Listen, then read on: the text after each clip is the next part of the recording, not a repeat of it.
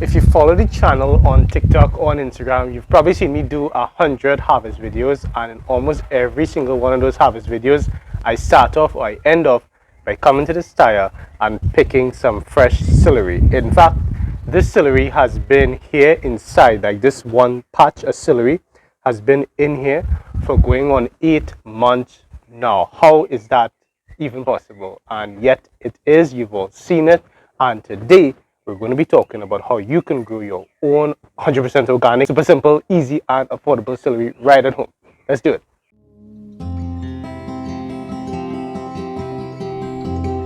Hello everyone, thank you all so very much for joining in. I'm so happy that you're here for this video because we're going to be continuing our series about growing seasoning, about having a seasoning garden in your backyard, especially in preparation for times of the year when seasoning is just really pricey in the markets and even in the supermarkets.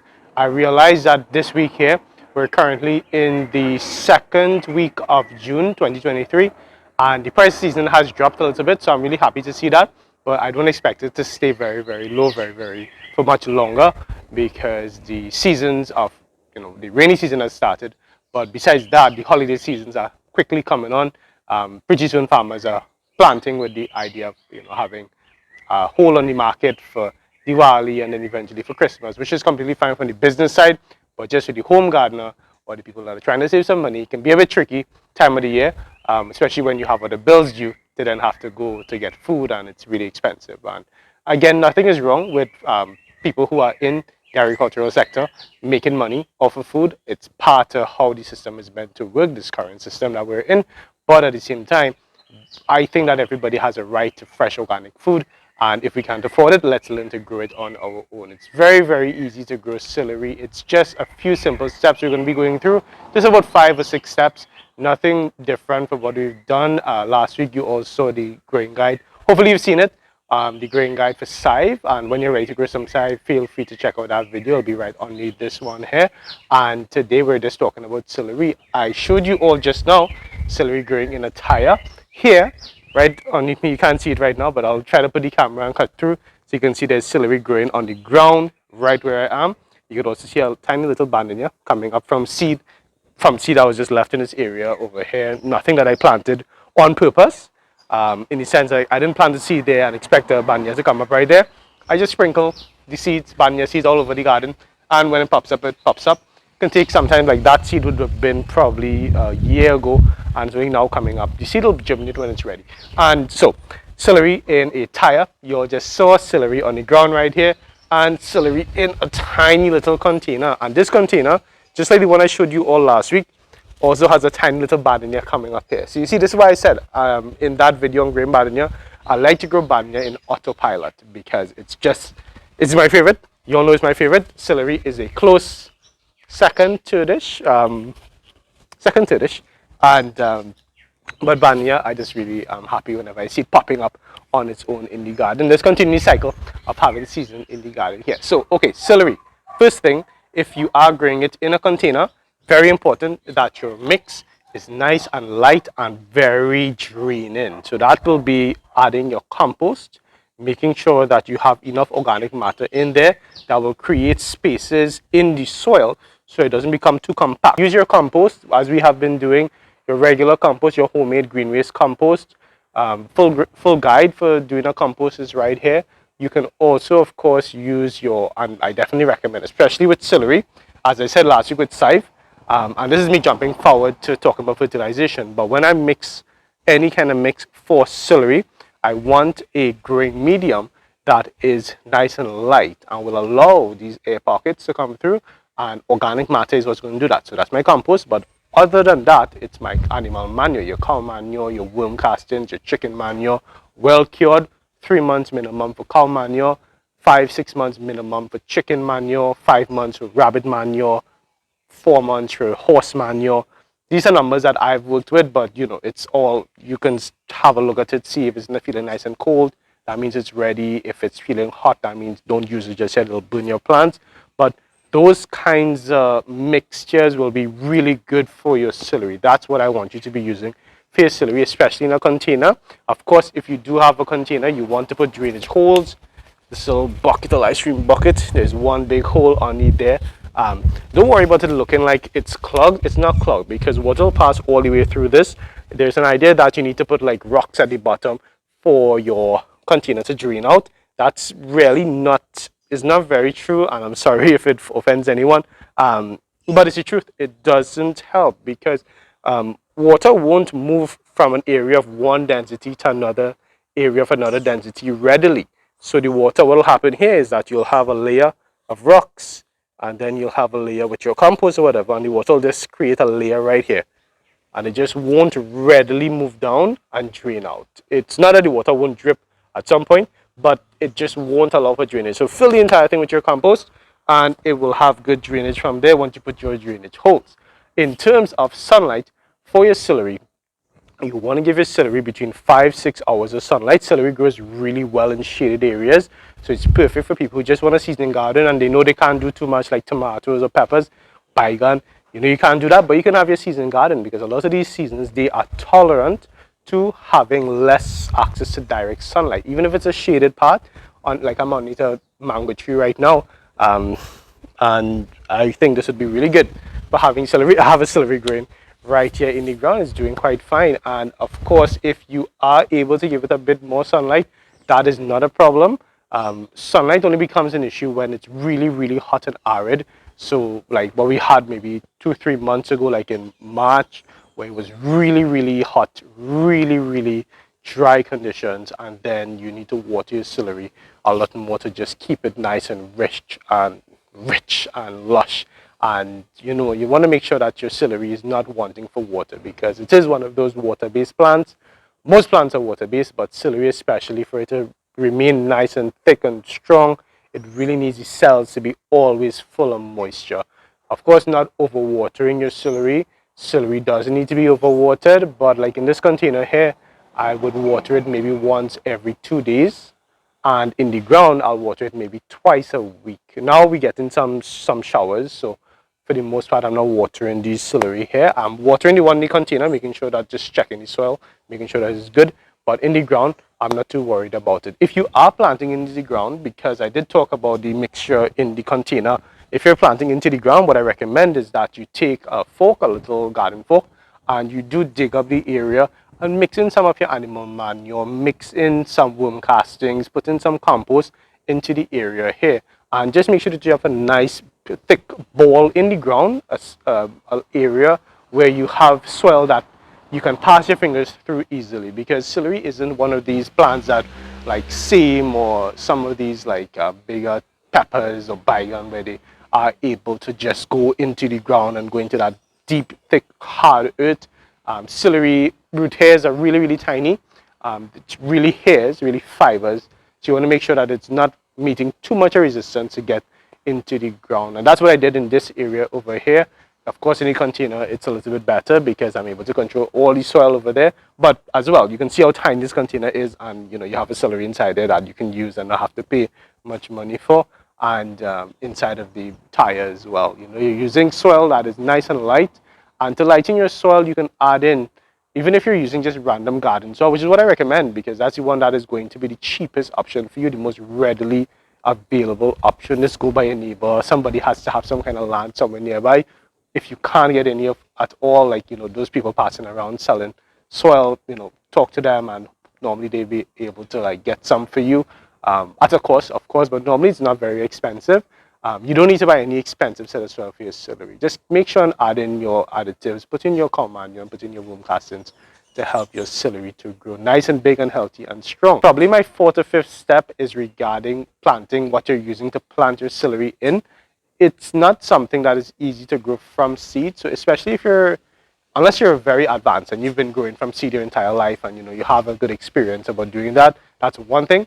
But in general, it's something that's a bit tricky to grow from seed. You can probably get it to germinate, but then guiding it from that germination to being a proper seedling that can go in the ground and handle the harsh climate in the ground itself, it's something that takes some time. So my recommendation, especially if you're just starting with a season garden, you're not looking to overcomplicate your life, then grow your celery from seedling, go to a greenhouse, grow to any agro shop.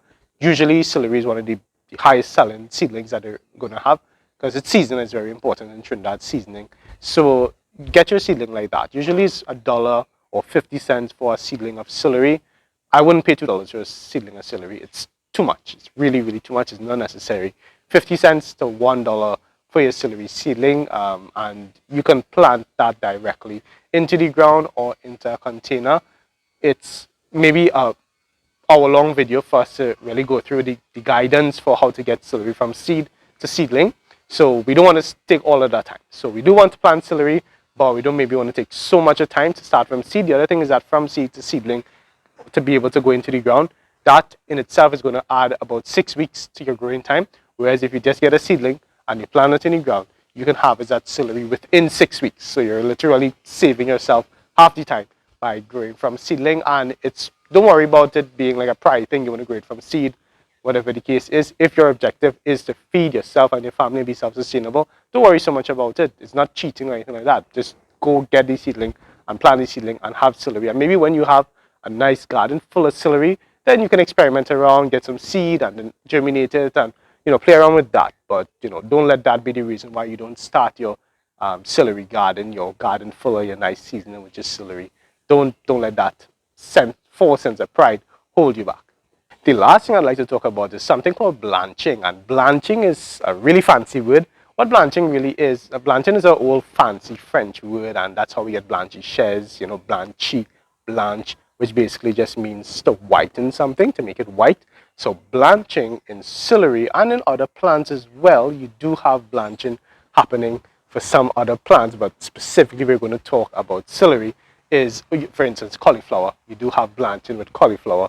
I couldn't help myself, I had to name an example. But when it comes to celery, we do blanch celery. Now, I specifically don't, because for me, I like it the way that it is. But you've ever maybe seen when you get celery from the supermarket, and maybe if you try to grow it at home, the base of the celery from the supermarket or from the market is going to be a little bit thicker and whiter than the one you probably grow at home, which will be a little bit thinner and a little more, well, a lot more green.